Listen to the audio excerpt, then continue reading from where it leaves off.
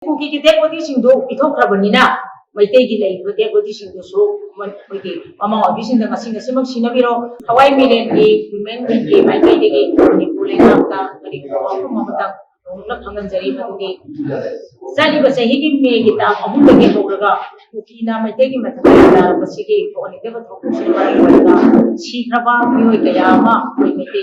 si dead body kasi ba ko kali pangalay ki ma ba kaya ma sulama lang dit si ba kagano di pauda lady lengang asigumba si amata zabzaba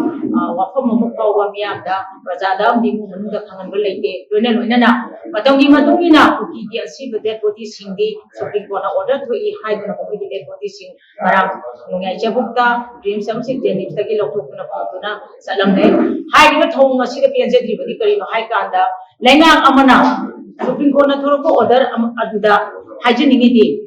Koi kuki kisu dead body du pitokpa maite kisu lady ba dead body sing tiba pang diba sing kisu punna eba miyamda ithong thong na mayak sing sinabiram bataragadi ai koi de pleasure da basi leisure ko da bani adugo purano na da lengang na sumaina tabok to ko sidi ko yam na penje de maram aduna masai ki kuki ki dead body sing du pitokrabani na maite gi lay ko dead body sing du so maite mama obisin da kasing kasi mag sinabiro kari gumba sinabi bangam da bataragadi